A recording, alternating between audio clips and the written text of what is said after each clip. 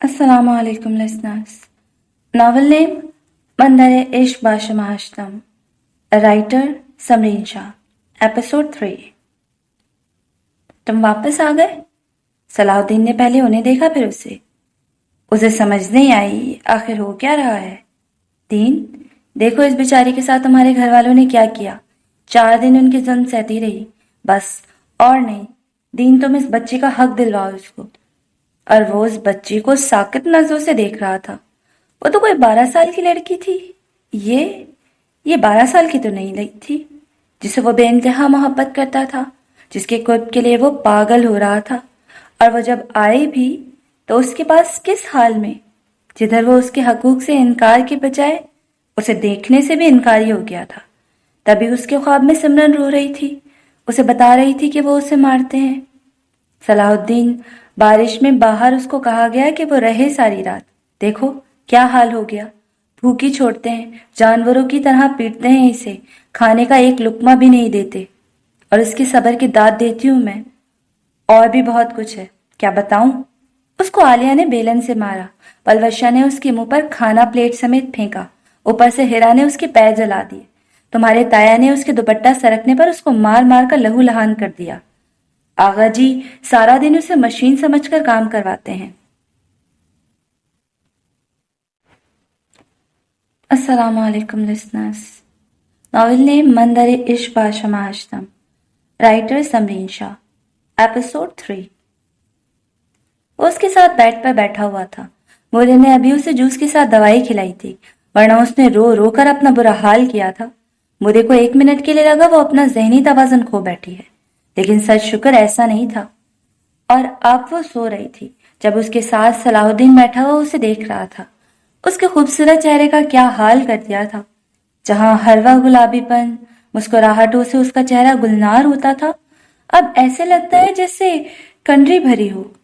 उसने हाथ बढ़ाकर उन नक्श को छुआ, उसमें हल्की सी जुम्बिश हुई। उसने हाथ बढ़ाकर उसके दिल को छुआ, जिसे वह हमेशा छूने के लिए बेताब रहता था। और आज तो वो हक भी रखता था, लेकिन अभी नहीं। उस सिमरन की रजामंदी के बगैर कोई कदम नहीं उठाएगा। उसने सीधा हाथ उसके हाथ पर रख दिया। मुझे माफ कर दो। हर पल तुम्हारी खबर लेने वाला इस बार तुम्हारी खबर न ले सका, लेकिन यकीन जानो, अगर पहले पता चलता तुम्हारे साथ ये सलूक करेंगे तो मैं तुम्हें यहाँ से ले जाता। बस टाइमिंग गलत हो गई, वो कहते हुए खामोश हो गया। मूरे के आने के बाद वो उनसे उनकी बात करने लगा। मूरे का मुंह खुल गया। मैं इसके सामने जरूर आऊंगा, लेकिन फिलहाल उसके अंदर का डर डरा कर फेंकना है। सलाहुद्दीन, ये क्या कह रहे हो?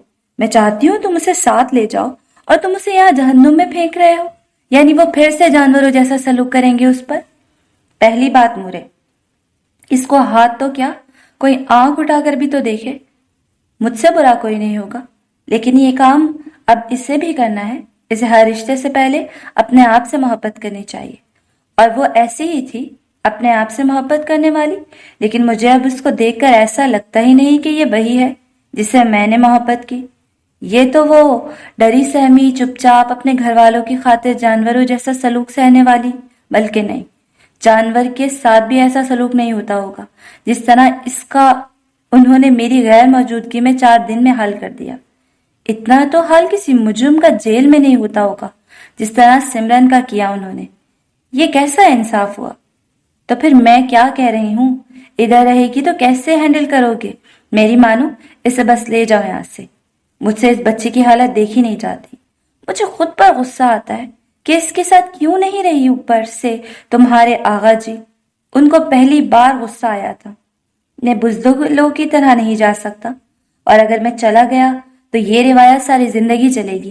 पहले आपके साथ, फिर सिमरन के साथ, और अब आप चाहती हैं कि हर वो लड़की जो इस घर में आए उसके साथ भी वही सलूक होता रहे।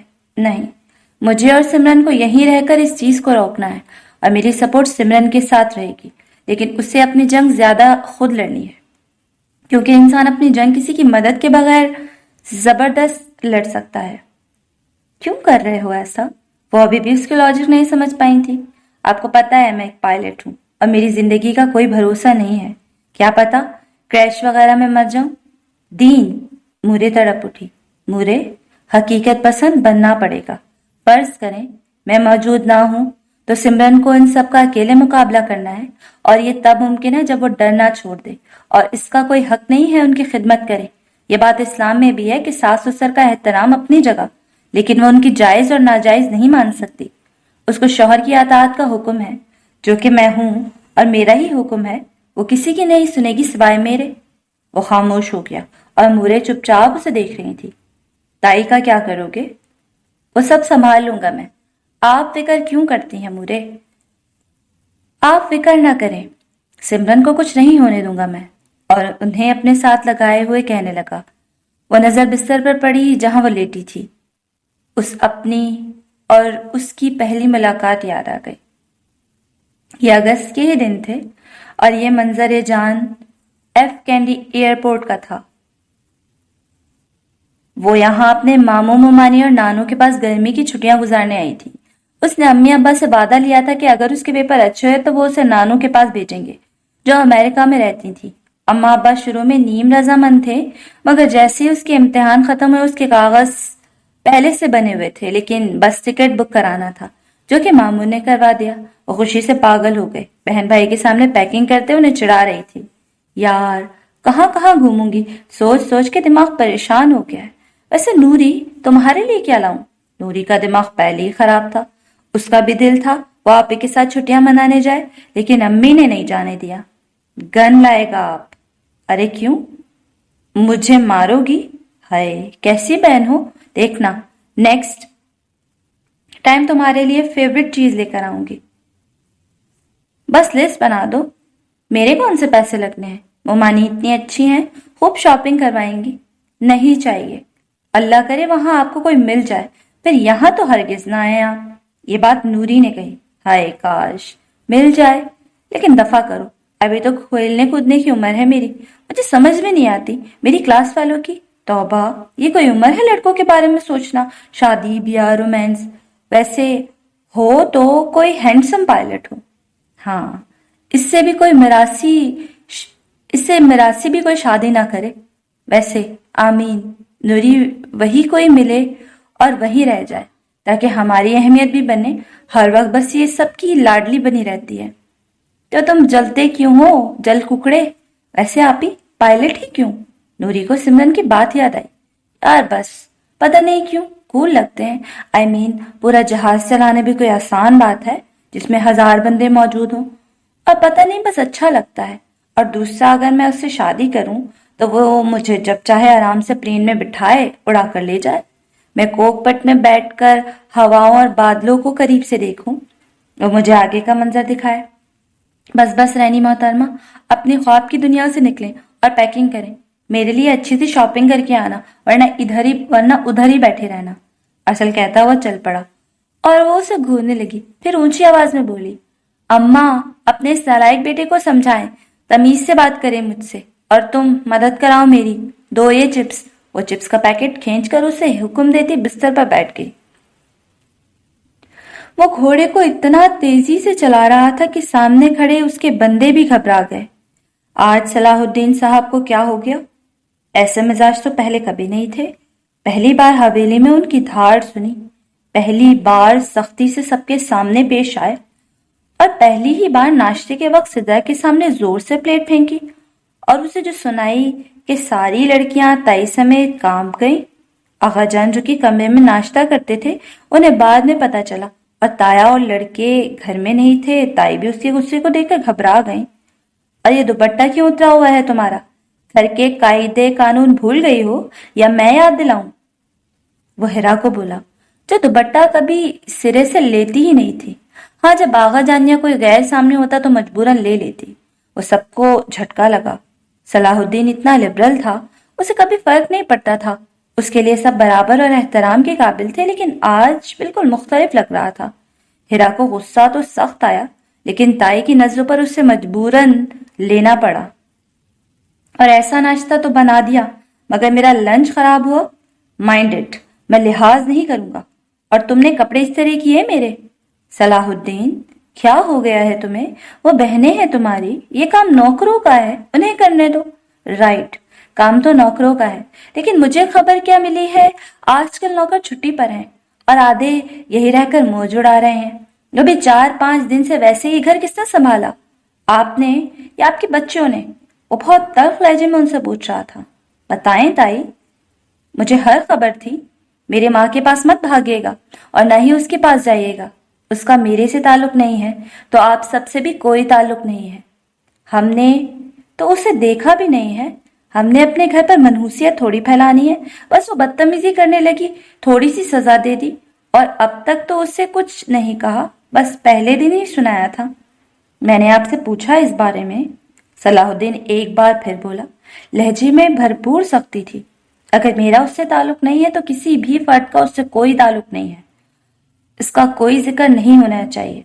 और रही बात नौकरों की, कब छुट्टी दी है? या तो फौरन उन्हें बुलाएं या फिर उनसे काम करवाएं, क्योंकि मेरे अगर बहुत से काम रह गए तो सबकी खैर नहीं। वो कहते हुए चल पड़ा और सारी लड़कियों का दिल किया इस समरिन का रेशा रेशा कर दें।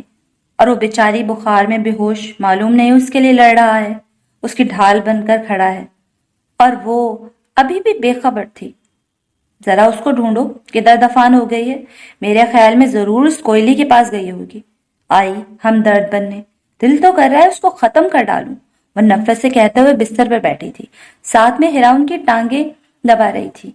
ये सलाहुद्दीन तो आज इतने गुस्से में थे, उन्हें तो कभी गुस्सा ही नहीं आया। आज इस लड़की की खातिर? क्या लड़की मुझसे भी ज्यादा प्यारी है? चुप कर, वह ऐसा शख्स नहीं है, बस हमदर्दी दिल में भरी है अपनी माँ की तरह। वरना तुम्हारी और इस मुई का क्या मुकाबला? तुम बनोगे सलाहुद्दीन की दुल्हन। वो प्यार से देखते हुए कहने लगी, लेकिन उनकी सोच अभी तक सलाहुद्दीन के रवैये पर मरकूज थी। वो तकरीबन 15 मिनट से तेज रफ्तारी से घोड़ा चला रहा था। उसने एक बार भी लगाम रोकने की कोशिश न की और न ही रफ्तार कम की। उस पर जुनून सवार हो गया था। आगा जी ग्राउंड की तरफ आए और उससे देखने लगे, जो काफी दूर तक ले गया था। आज उन्हें सारी खबर मिली थी और सलाहुद्दीन का रवैया उनके लिए परेशान कुन था, क्योंकि वो ऐसा कभी नहीं था।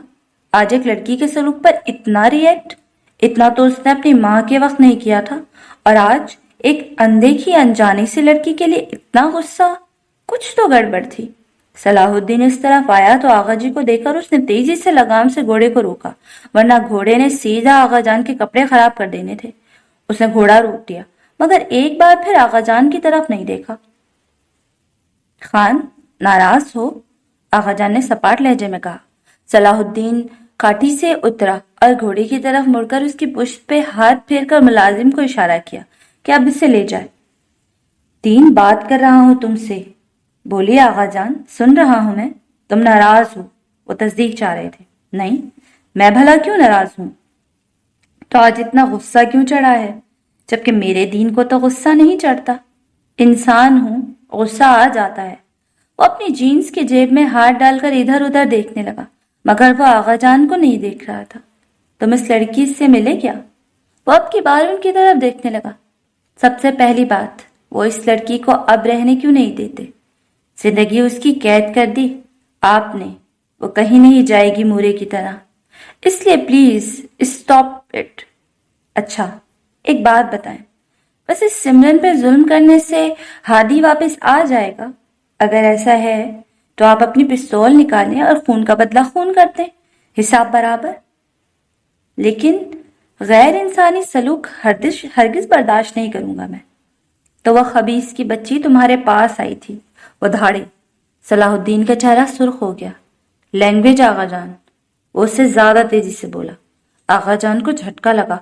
सलाहुद्दीन फिलहाल मजीद कोई बात नहीं करना चाहता था, क्योंकि उसकी तरबियत उसे इजाजत नहीं दे रही थी कि वह बड़ों से बदतमीजी करे, इसलिए तेजी से चल पड़ा। आज उसकी अमेरिका से वापसी थी। उसने मामू से रिक्वेस्ट की थी कि वह कोकपट में उसके साथ बैठना चाहती है। मामू चूंकि को पायलट थे, इसलिए उसने अपनी ख्वाहिश का इजहार मामू से कर दिया। मामू तो परेशान हो गए, ये कैसी ख्वाहिश है भला। लेकिन नानू ने भी बिलाखिर मामू को मनवा लिया और अब मामू के साथ एयरपोर्ट में थी। मामू किसी काम से गए थे, इसलिए वो वीआईपी रूम में बैठी उनका इंतजार कर रही थी। जब उसे दिल किया कि अमेरिका की एक चिप्स और कॉफी क्यों ना पी ली जाए, तो वो चलते हुए कैंटीन की तरफ बढ़ी। वहां कोई कस्टमर नहीं था। चलो अच्छा है, करीब आकर कॉफी का कहा कि कोई उसके साथ तेजी से बोला, ब्लैक कॉफी प्लीज। उसने मुड़कर देखा तो रुक सी गई। وہ کوئی لمبا بندہ تھا، اتنا لمبا کہ اسے منہ اٹھا کر اوپر دیکھنا پڑتا۔ پھر اس نے اسٹبل سے بھرے خوبصورت چہرے والے پائلٹ کو گھور کر دیکھا۔ پہلے کافی کا میں نے کہا تھا، اس لیے آرڈر پہلے میرا آنا چاہیے، وہ پیسے نکالتے ہوئے بولی۔ سوری مس، پہلے میں نے منگوائی تھی، پھر مجھے پلین میں پہنچنا ہے، تو فلائٹ میری بھی ہے اور میں نے پہلے منگوایا تھا، اس لیے میرا آرڈر پہلے۔ سنو، میری کافی پہلے آنی چاہیے، وہ کہتے ہوئے سمرن کے دائیں طرف سے بائیں آ گیا۔ نہیں، میری کافی پہلے، وہ اسے زیادہ تیزی سے بولی۔ آرڈر لینے والا پریشان ہو گیا کیونکہ دونوں کی کافی بالکل الگ تھی، ایک کو زیادہ ٹائم لگنا تھا۔ میری، جی نہیں میری۔ اف، کون سی بلا ہو تم، کافی پیے بغیر نہیں چلا سکتے ہوائی جہاز، وہ غصے سے بولی۔ میری صحت کا خیال رکھنا زیادہ ضروری ہے کیونکہ میری جان بہت سی جانوں سے جڑی ہوئی ہے۔ سمرن نے نیم پلیٹ میں اس کا نام دیکھا، صلاح الدین خان، تو یہ پٹھان ہے تبھی بحث کر رہا ہے۔ بات سنو مسٹر علاؤ الدین، جا کر اپنے جن کو بولو کہ تمہیں کافی دے، میری کریم کافی پہلے بنے گی۔ صلاح الدین اسے پہلی بار دیکھنے لگا۔ وہ اس وقت شفون کی سادہ سی فراک اور تنگ پجامے کے ساتھ ڈارک گرین دوپٹے میں ملبوس تھی۔ لائٹ براؤن بال جس میں ہلکی سی شیڈنگ ہوئی تھی اس وقت اسٹریٹ کھلے ہوئے تھے۔ بہت ہی صاف، بے داغ، معصوم چہرہ جو غصے سے لالی میں پھوٹا ہوا تھا۔ اس پر صلاح الدین کو کچھ ہوا، دل نے جیسے زور سے دھڑکنا شروع کر دیا۔ سمرن نے اس کی خاموشی سے فائدہ اٹھا کر تیزی سے اشارہ کیا۔ وہ بھی تیزی سے مڑتا کہ وہ کوئی حکم نہ دے۔ ویسے میرے علاؤدین کہنے سے واقعی ان میں کوئی جن تو نہیں گھس آیا؟ ہیلو مسٹر علاؤدین، وہ چونکا جب اس نے چٹکی بجائی۔ میری کافی، اس سے نظر ہٹا کر بولا۔ وہ بندہ وہاں موجود نہیں تھا۔ سمرن کھلکھلا کر ہنس پڑی۔ ویسے مجھے 1 منٹ کے لیے لگا تھا آپ کے اندر کوئی گھس آیا ہے۔ بائی دا وے، آپ کی آنکھوں کا رنگ میرے کپڑوں کے ساتھ کتنا میچ کر رہا ہے۔ صلاح الدین نے ایک دم حیرانی سے اسے دیکھا۔ وہ اس کپڑے میں شرمائے للجائے والی پورٹریٹ لگنی چاہیے تھی مگر وہ تو بہت بولڈ تھی، امپریسو۔ ویسے بھی دین امریکہ ہے یہ، وہ دل میں بولا، پھر اس کی طرف دیکھا۔ اب تو بغیر کافی کے ہی چلانا پڑے گا پلین، وہ آہستہ سے کہتے ہوئے جانے لگا۔ ارے پائلٹ صاحب، آپ کو تو غصہ ہی آ گیا۔ یہ لیں، میری کافی آ گئی ہے، یہ پی لیں۔ اس نے اپنی کریم سے بھری کافی صلاح الدین کی طرف بڑھائی۔ میں کافی دودھ اور چینی کے بغیر پیتا ہوں اور اس میں تو کریم ہی اتنی ہے۔ اچھا، اپنے مزاج کے مطابق والی کافی خیر ہے، پی لیا کریں، اور کافی تو میٹھی اور کریم سے بھری اچھی لگتی ہے، ورنہ بلیک کافی بھی کوئی کافی ہے۔ یہ لیں، میں اپنی دوسری منگوا لوں گی۔ اسے کہہ نہیں سکتا تھا کہ اسے کریم کافی حد سے زیادہ بری لگتی ہے، مگر اس کی معصوم سے چہرے کی خاطر مجبور ہو گیا۔ اس نے کپ پکڑ لیا اور مسکرایا۔ ٹھیک ہے، میں آپ کی کافی پیتا ہوں، آپ میری پیجیے گا، حساب برابر۔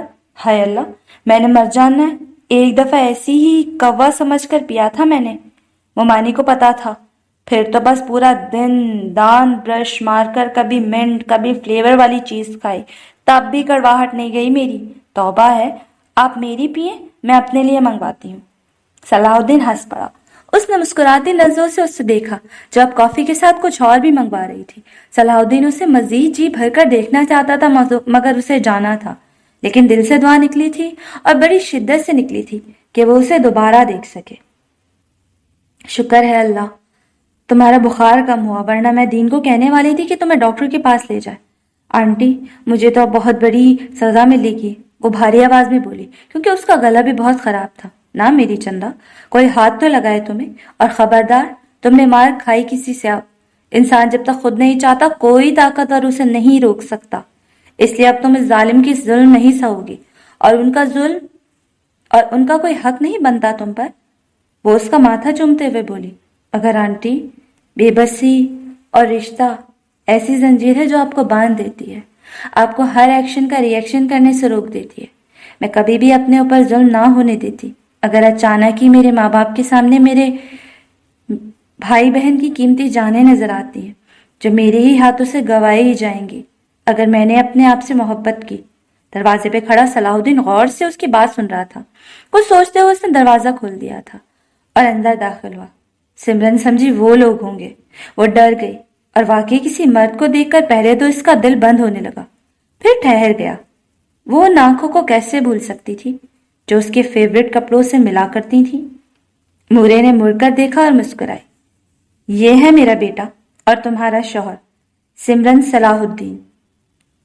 وہ جھٹکے سے پھر اس چہرے کو دیکھنے لگی بنا پل کے جھپکائے۔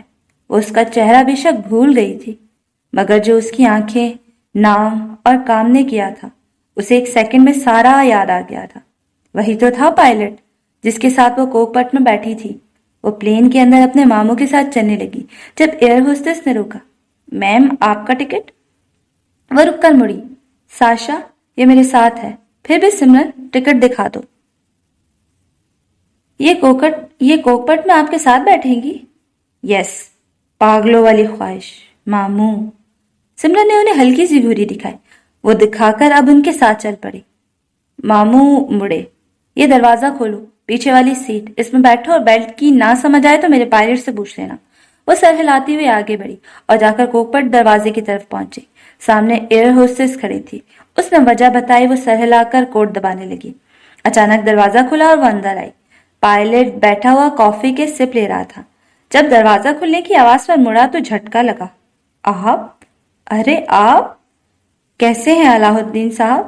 وہ چہتے ہوئے کہہ کر صلاح الدین اور کو پائلٹ کے بیچ والی سیٹ جو کافی زیادہ نہیں لیکن پیچھے ضرور تھی بیٹھی۔ آپ یہاں کیا کر رہی ہیں؟ وہ حیرت سے منہ کھولے حیرت سے اسے تک رہا تھا۔ سمرن کے چہرے پہ شرارت بھری مسکراہٹ آئی۔ میں یہ دیکھنے آئی ہوں کہ آیا میرے پیسے ضائع ہوئے ہیں یا نہیں۔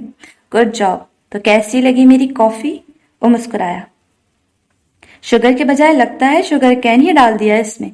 اچھا ہے، انرجی ملے گی۔ انرجی آپ کی پوری باڈی میں پرووائڈ ہوگی۔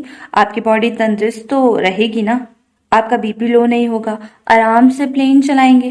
وہ اس کو فائدہ بتا رہی تھی اور صلاح الدین اپنی خواہش ایک دم پوری ہو جانے پر حیران ہو رہا تھا۔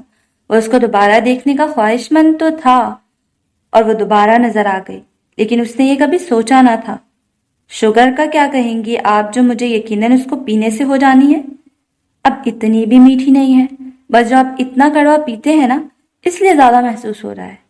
چلیں آپ جائیں، ابھی میرا کو پائلٹ آ جائے گا، آپ بھی اپنی سیٹ میں سیٹل ہو جائیں۔ اس کو دیکھتے ہوئے کہنے لگا۔ اوہو مسٹر، کو پائلٹ میرا ماما لگتا ہے، اس لیے میں تو یہیں آپ لوگوں کے ساتھ بیٹھوں گی۔ اچھا جوک ہے، مگر آپ کو اجازت نہیں ہے، وہ ہولے سے ہنس کر بولا۔ نہیں مسٹر علاء الدین، میں اس لیے آئی ہوں کہ آپ مجھے اپنی فلائٹ کارپٹ میں اڑا کر لے جائیں۔ چلیں شاباش۔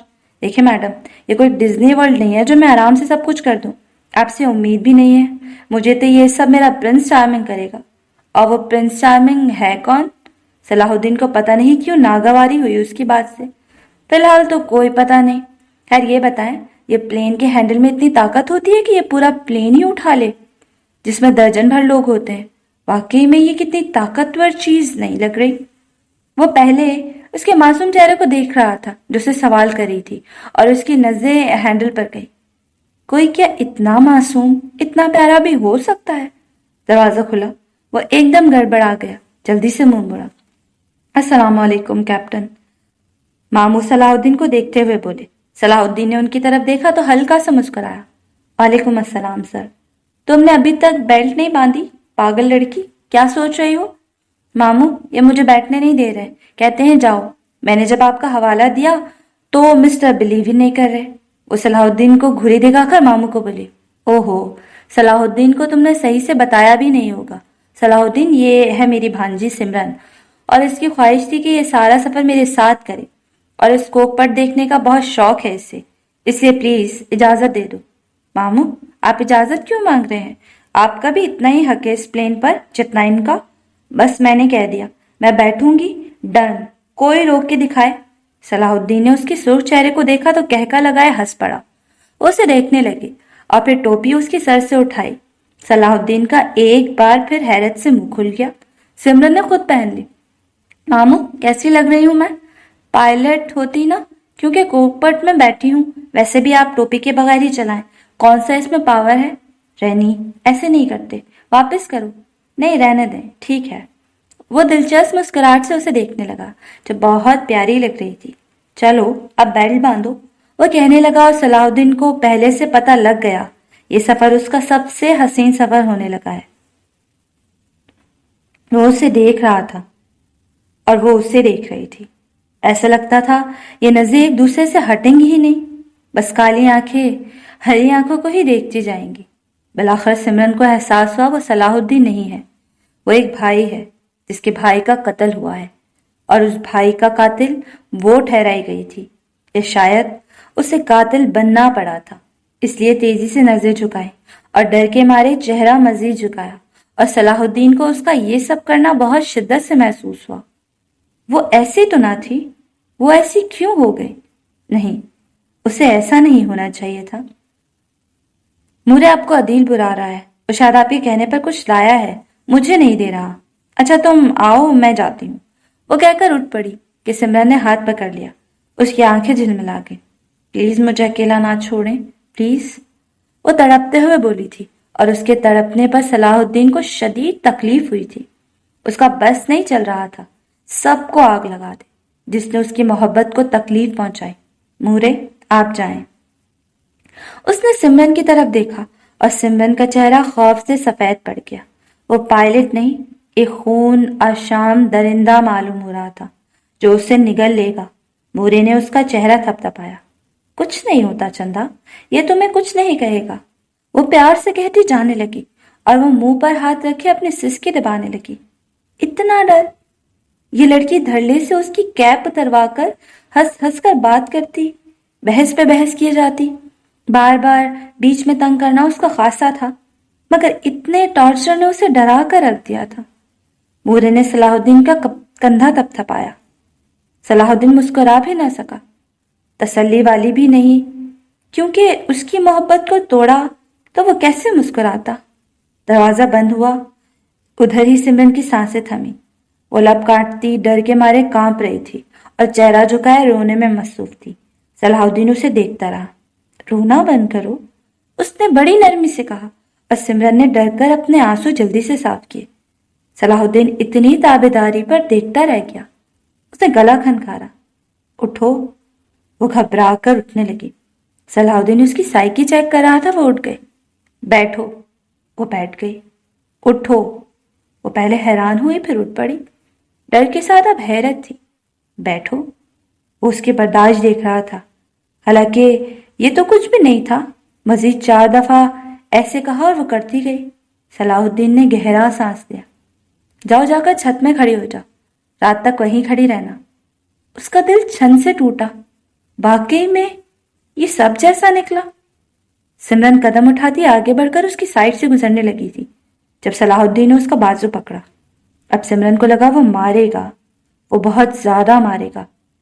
लाला, क्या वो बहुत प्यारी है? बहुत ज्यादा, इतनी कि मैं बता नहीं सकता। और जो गुस्सा उसे जचता है शायद ही किसी पर जचता हो। मुझे लड़कियां ऐसी ही अच्छी लगती हैं, बहादुर, अपने आप में मगन, लेकिन उनमें मासूमियत भी होनी चाहिए और साफ दिल की भी हो। ऐसी खूबियां मैंने उसी में पाई हैं।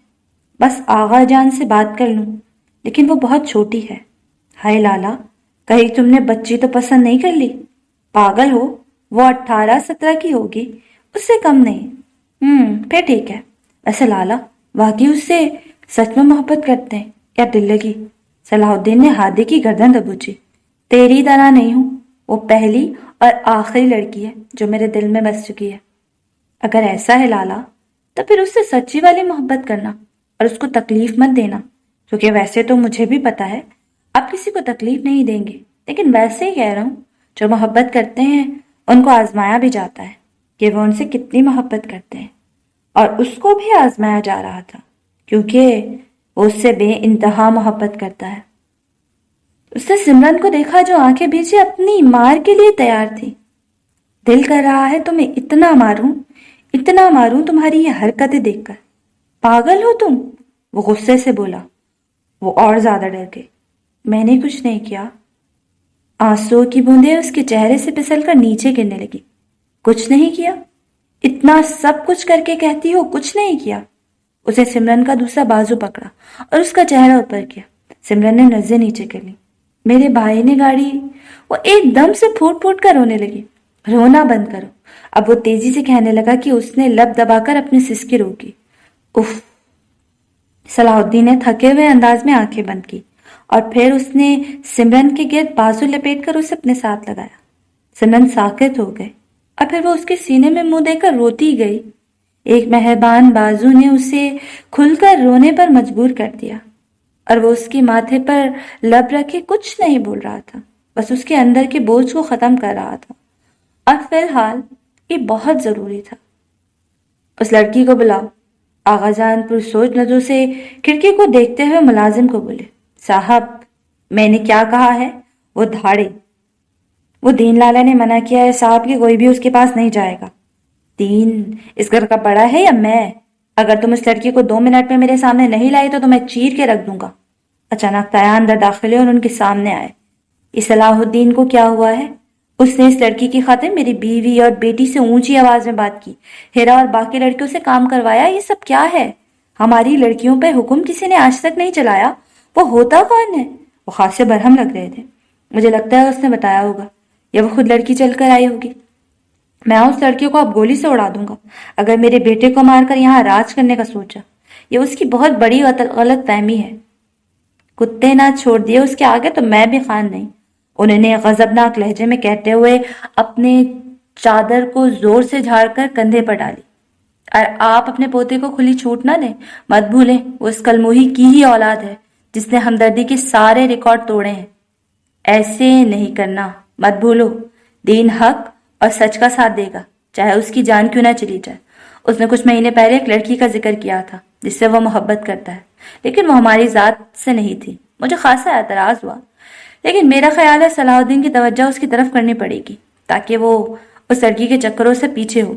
پھر بندوبست کریں گے، اور تم جذباتی مت ہو۔ میرا بھی پوتا کھویا ہے، میری نسل کا ایک حصہ ختم ہوا ہے۔ تمہیں لگتا ہے میں اسے چپ کر کے بیٹھ جاؤں گا؟ انہوں نے تایا کو خوب تسلی دی اور اپنی اسکیم سوچنے لگے۔ آج لگتا ہے سلاب اکٹھا کرنا ہے آپ نے۔ وہ ابھی بھی اس کے سینے میں منہ لیے رو رہی تھی جب صلاح الدین شرارت سے بولا۔ وہ یکدم خاموش ہو گئے۔ من اور دل کا بوجھ ہلکا ہوا تھا، خود کو پرسکون محسوس کر رہی تھی، پر ڈر اس پر حاوی ہو رہا تھا۔ صلاح الدین نے اسے الگ کیا اور خاموشی سے اس کا دیکھتا رہا۔ تم تو لوگوں کو رلاتی ہو، خود کب سے رونا شروع کر دیا؟ آپ کو میں یاد تھی؟ وہ ہلکی آواز میں بولی۔ وہ مسکرایا لیکن بولا کچھ نہیں۔ اس کا چہرہ صاف کیا، اس کا ہاتھ پکڑ کر اسے بستر پر لے گیا اور اسے بٹھا کر خود گھٹنوں کے بل بیٹھا، لیکن رک گیا۔ 1 منٹ۔ صلاح الدین نے الماری جا کر کھولی اور کچھ ڈھونڈ کر اس سے پائلٹ کی کیپ نکالی اور اس کی طرف مڑ کر آیا، اور بیٹھنے سے پہلے اس نے سمرن کے سر پر پہنائی۔ سمرن نے حیرت سے کیپ کی طرف دیکھا، پھر اسے۔ اب ٹھیک ہے، وہ مسکرایا۔ اب تمہارے پاس تو پاور آ گئی ہے، خبردار کسی کو اپنے اوپر حاوی کیا تو آنکھ اٹھانے بھی دی، ورنہ میں بہت مارنا ہے تمہیں۔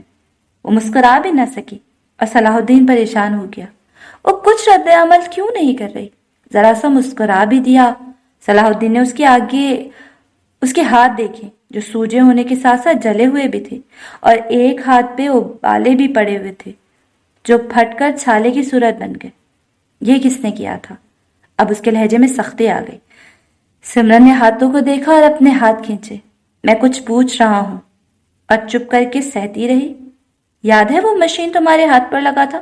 تم نے اس مشین کو مارنا شروع کر دیا تھا، وبیلا کیا تھا۔ اب اتنے ظلم پر خاموش ہو؟ وہ خاموش رہی۔ سمرن، اب وہ اونچی آواز میں بولا، اب آپ بھی مارے مجھے؟ سب نے مارا، آپ کیوں نہیں مار رہے؟ آپ کا بھائی مرا ہے، وہ تیزی سے کہنے لگی۔ صلاح الدین کو اس کی دماغی توازن ٹھیک نہیں لگا۔ میں پوچھ رہا ہوں، تم بول کچھ رہی ہو؟ میں پوچھ رہا ہوں، تم بول کچھ رہی ہو؟ بتاؤ کس نے کیا؟ بس روٹی پکاتے ہوئے جل گیا۔ وہ اس کی اتنی اونچی آواز پہ ڈر گئی تھی، اسے ڈرتے ہوئے بولی۔ صلاح الدین نے تحمل سے لب دبائے اور پھر دکھ بھری نظروں سے اس کے خوبصورت چھوٹے ہاتھوں کا حشر دیکھا۔ اسے رہا نہ گیا اور اس کے زخموں پر اپنے لب رکھ دی، اور سمرن کو جھٹکا لگا۔ یہ کیا کر رہے ہیں؟ اس نے اپنا ہاتھ کھینچنا چاہا لیکن صلاح الدین نے موقع ہی نہیں دیا، اور آخری بار اس کا ہاتھ چوم کر کہا، سمرن، یہ آخری بار دیکھ رہا ہوں میں، اگر ایسا دوبارہ ہوا تو میں نے ظلم کرنے والے کا حشر کر دینا ہے، مگر مار کھانے والے کو بھی نہیں چھوڑوں گا میں۔ دروازہ اچانک کھلا، وہ مڑا، دیکھا مورے اندر داخل ہوئی، ہاتھوں میں شاپر تھا۔ اس طرح ان دونوں کو دیکھ کر مسکرائے۔ بیٹی، اور تمہارے کپڑے آئے ہیں، 2 دن کا کہا تھا بچی نے، 5 دن میں بنا دیے، بھلا کریں اس کا۔ آؤ کیا حالت بنائی ہوئی ہے، صلاح الدین باہر جاؤ تم۔ ویسے مورے، سمرن کو میری ضرورت پڑ سکتی ہے، کیا خیال ہے ادھر ہی نہ رک جاؤں؟ سمرن کا منہ کھل گیا۔ اس قدر بے باکی کی صلاح الدین اس کی حالت دیکھ کر ہنس پڑا۔ مورے نے اتنا دھیان سے نہیں سنا تھا اور صلاح الدین نے انہیں سنانا بھی نہیں تھا۔ وہ اٹھ گیا لیکن اٹھنے سے پہلے اس کا گھال تھپ تھپانے لگا۔ وہ ڈر گئی، ایسا لگ رہا تھا وہ اسے تھپڑ مارے گا۔ صلاح الدین نے افسوس بھری نظروں سے اسے دیکھا، پھر سر ہلاتے ہوئے اٹھ کر وہاں سے چلا گیا۔